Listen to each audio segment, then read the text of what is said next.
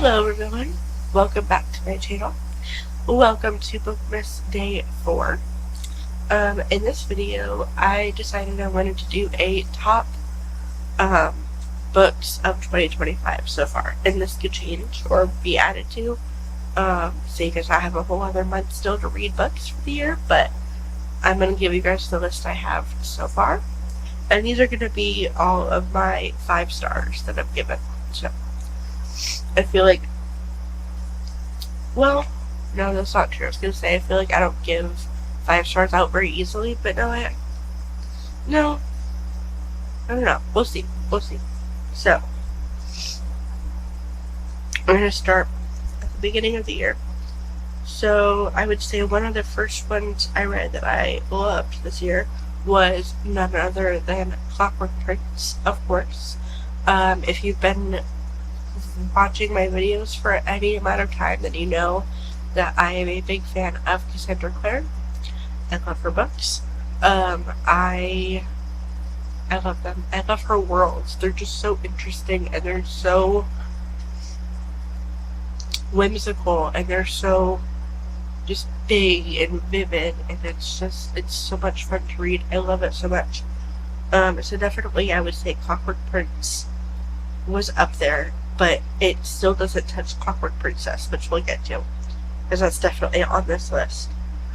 The next one I would say is An Ember in the Ashes by Saba Tahir. I need to take a second for this book. If you haven't read it, first of all, if you haven't read Ember in the Ashes, what are you doing? Go read Ember in the Ashes. It's so good. It's so heartbreaking. It's so powerful. It's so vivid. And not in the way that you want it to be, which it's still a good thing, because there are important things we need to be talking about, but it's a lot. It's a lot to get through. That is for sure. It's an emotional one. But if you love, I don't even know what to describe it as. It's just real and raw and emotional, and the characters just pull you in from the very beginning, and you just get to know these characters so well. And I don't know, it's the world that she created is insane, and it feels all a little too real.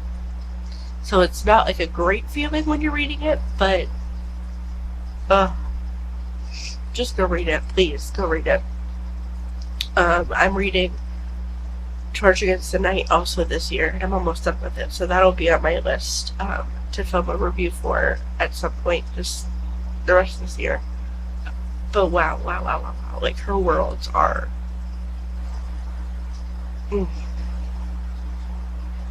no, I can't even I truly can't even get into it, because there's just so much to talk about, and there's so I've done a whole video on this book, so if you want to see more specific reviews or opinions, it'll be up somewhere. I'll also try to remember to leave it linked in the description as well, but go watch it if you haven't. It's very, very good. It's a very good book, so go watch my video if you haven't.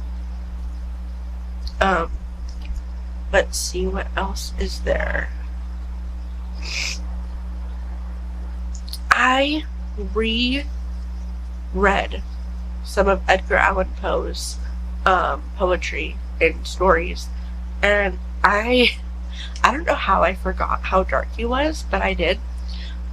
So I don't know how many of you have ever read I always know I'm saying this wrong. The Cask of Amontillado? I don't know how to pronounce that exactly. That one. You know the one. If you've read it, you know exactly what I'm talking about. I read that in high school for the first time. That was one that my English teacher had us read. That story's dark, man. that is a hard one to read. It's very interesting. It's very sad. It's very dark. It's another one of those like atmospheric, moody stories, but it's heartbreaking at the end. But oh, his work was something else. I want to reread some of his other stuff, maybe later this next year, because I forgot how dark, and I can't believe I forgot.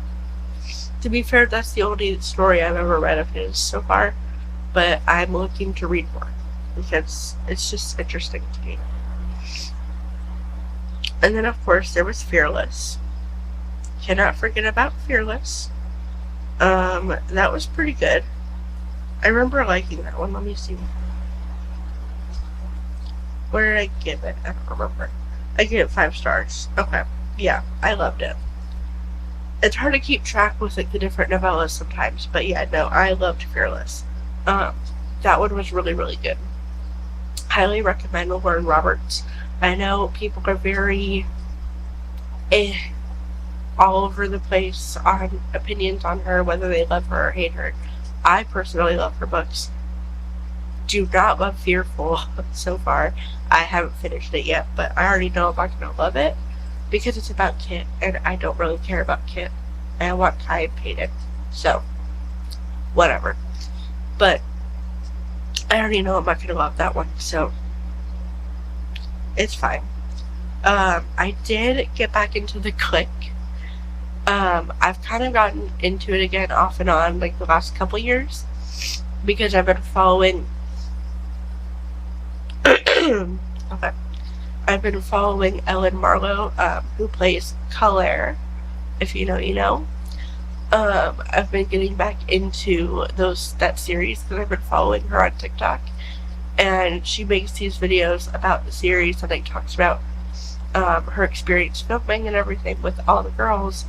And her and Lacey Harrison are actually writing a new Click book about the girls like 20 years later, which is going to be so interesting. I cannot wait to read that.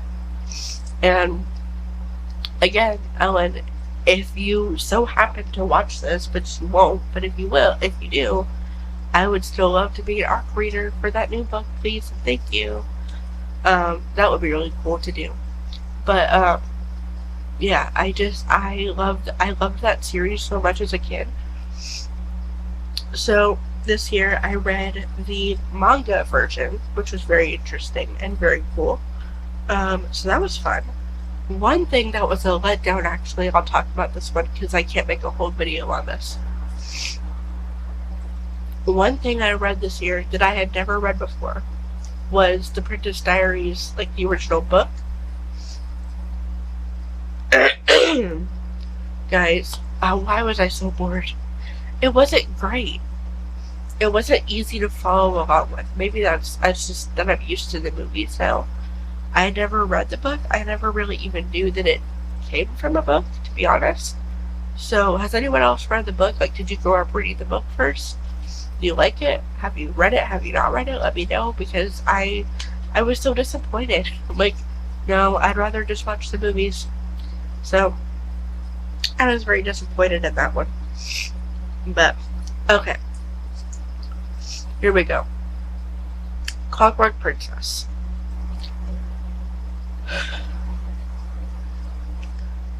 Moment of silence. When I tell you,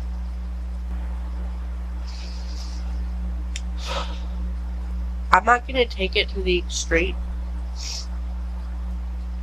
that I feel like some booktubers do. Like, I'm not sobbing over the ending anymore. However, that epilogue did get me. And it did make me very happy. And I did cry tears of heartbreak and joy. Like, I cannot even get into words how much I love those characters. Tessa, Will, and Jem. I love Triangle that I'll probably never truly get over because It was so good. It was so well written. I don't usually love that. I don't usually love triangles in books, because it's just always so cliche and like it's just not interesting. But this one, I think it's because these characters also were more developed over a series of like 3 books, to where we got to spend more time with like each of them and really see that character development and see those feelings grow.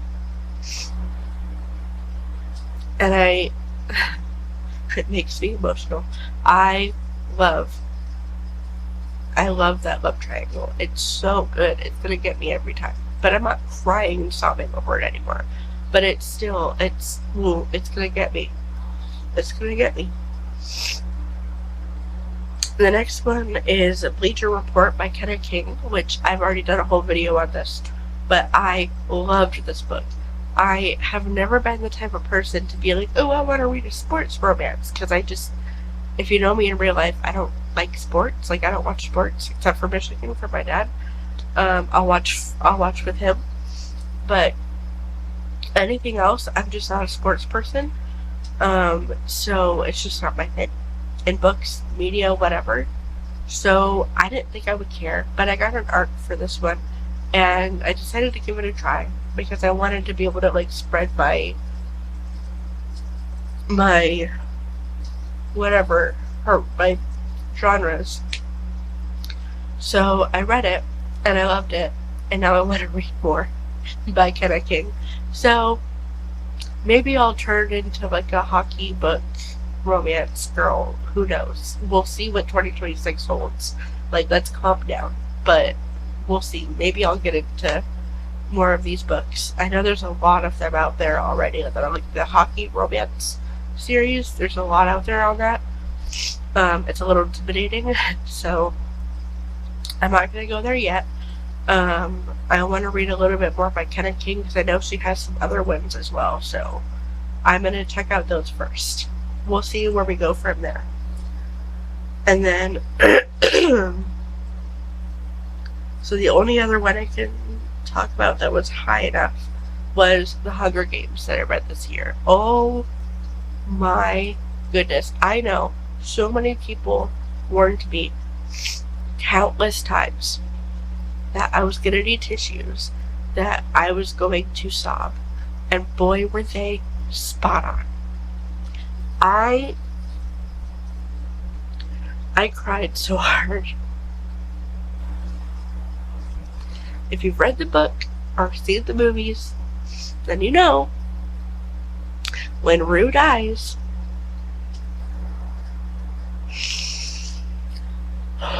that's probably a character death that I'll never truly get over. That was heartbreaking. That was truly heartbreaking. If you ask me,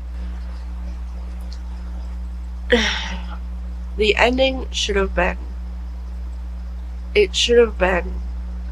3-way win instead, with Katniss, Peeta, and Rue, which I know would never have happened. But in a perfect world, that would have been like, yes, that would have been perfect. Please, like, oh, I'm still so upset about that. I'm so upset.